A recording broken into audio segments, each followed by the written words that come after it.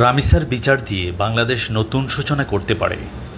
যেখানে 4 বছর আগের আয়াত হত্যার আসামি এখনও ফাঁসি হয়নি, সেখানে রামিসা হত্যার বিচার হতে কত বছর লাগবে?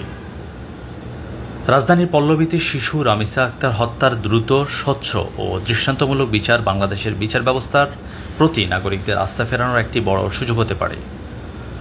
অপরাধীদের দ্রুত বিচারের আওতায় এনে দৃষ্টান্ত তৈরি করা গেলেই তা নতুন বিচার ব্যবস্থা ও আইনের শাসনের জন্য মাইলফলক হিসেবে কাজ করবে। রামিসার মর্মান্তিক মৃত্যু ও বিচারহীনতার আশঙ্কায় তার বাবা তীব্র ক্ষোভ প্রকাশ করে বিচার চাইতে অস্বীকৃতি জানান। তিনি গণমাধ্যমকে জানান, অতীতে এই ধরনের ঘটনার বিচার দেখতে না পাওয়ায় তার এই চরম হতাশা। দেশের নাগরিক সমাজ, মানবাধিকার কর্মী এবং বিভিন্ন রাজনৈতিক দল এই হত্যাকাণ্ডের দ্রুত তদন্ত ও সর্বোচ্চ শাস্তির দাবি জানিয়েছে।